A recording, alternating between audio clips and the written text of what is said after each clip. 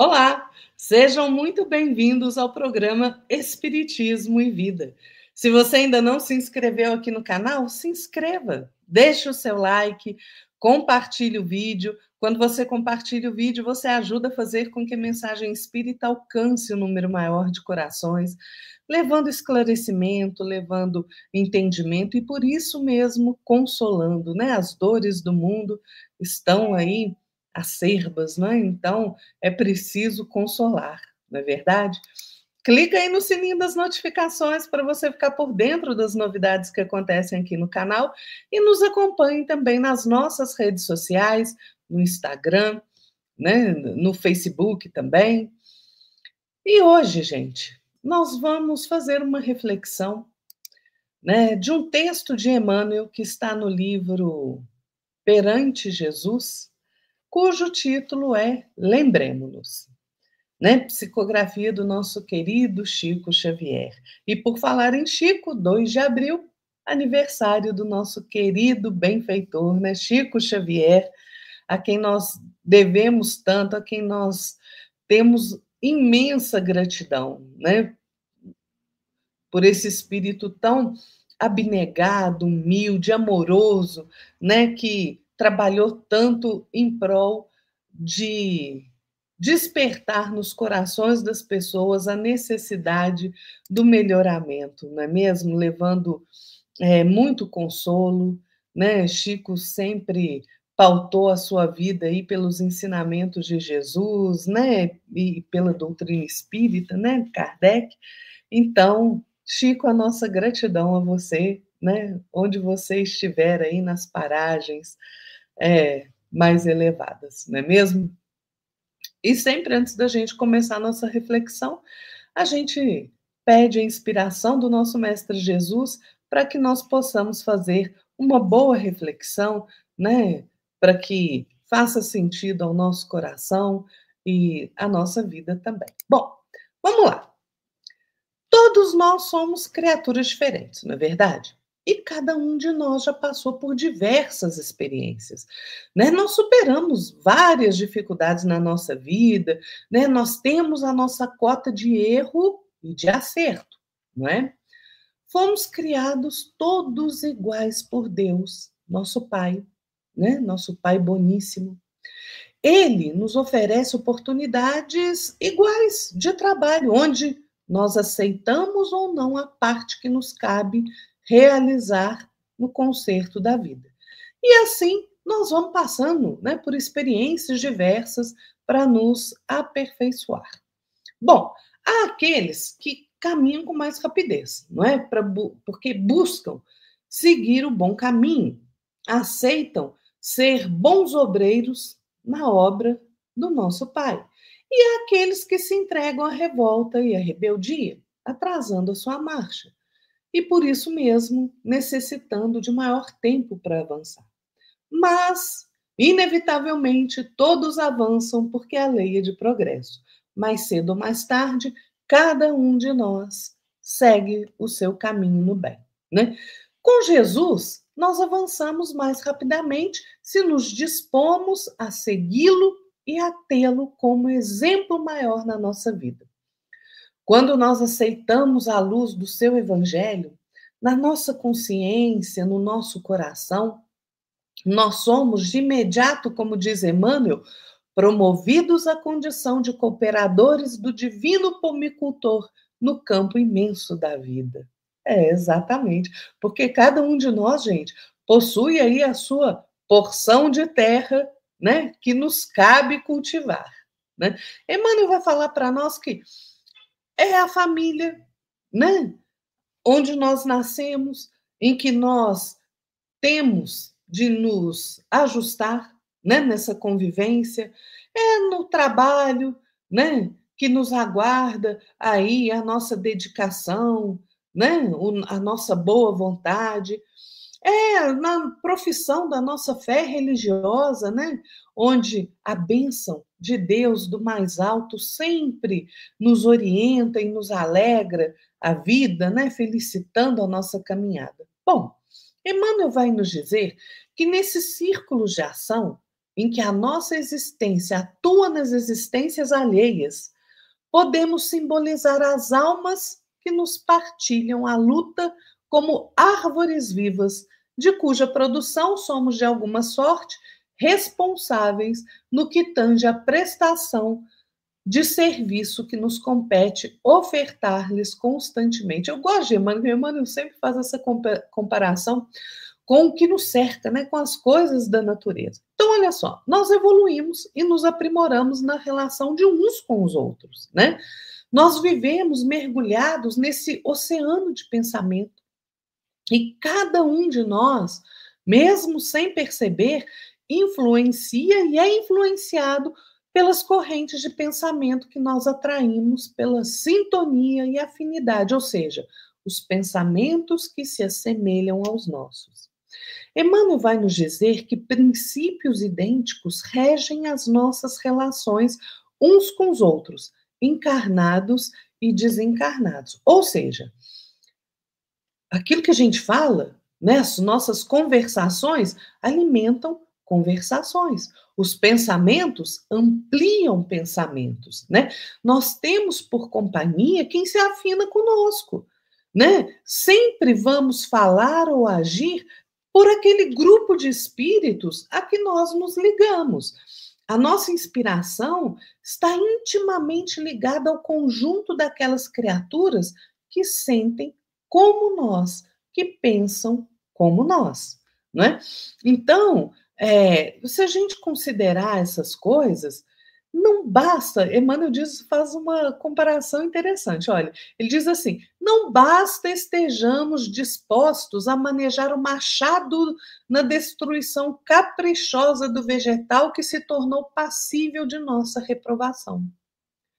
Por que isso? Ó, vamos pensar.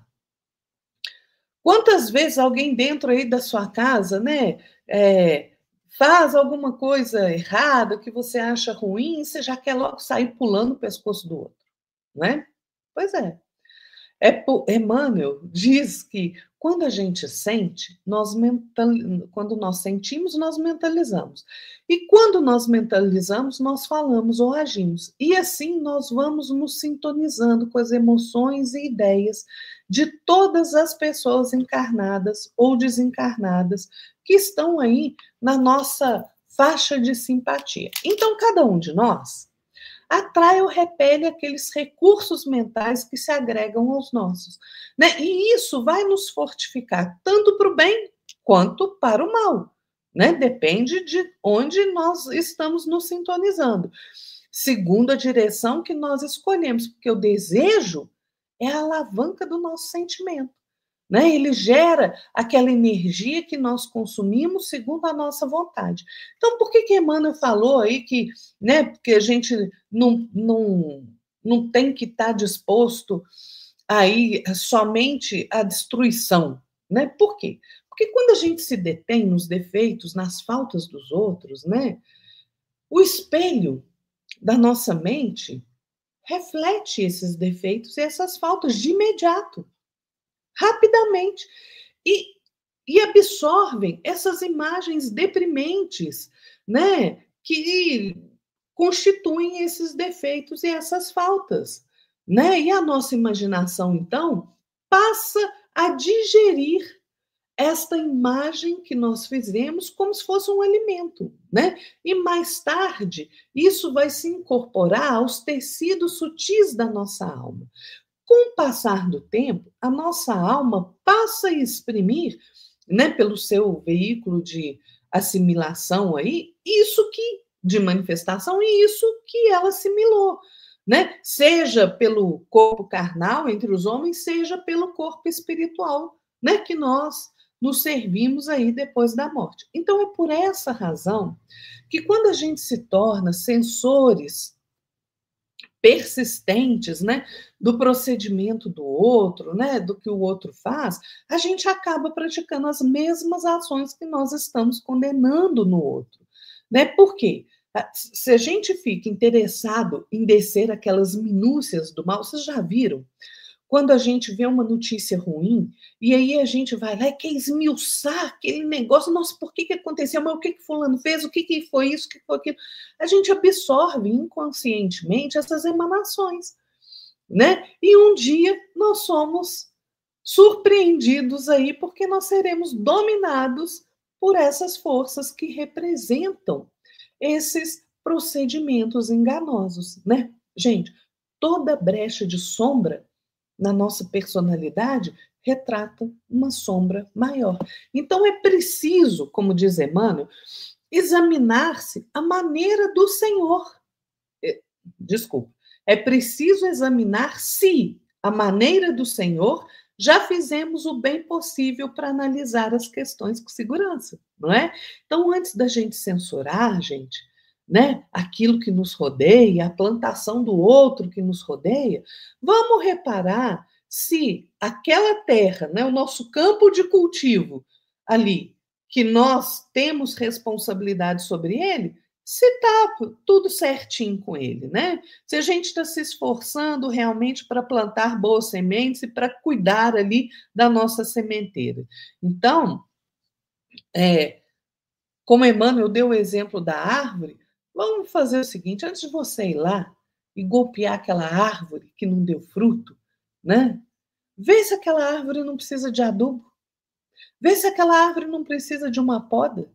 Vê se aquela árvore não precisa aí, né, de cuidados para frutificar. Pois é, porque muitos reclamam do tronco desamparado, né, dos produtos incompatíveis com o abandono em que vive, diz Emmanuel, e muitos entregam frondes e flores a vermes roazes e a ervas sufocantes, esperando inutilmente a colheita frustrada pela inércia que se associam.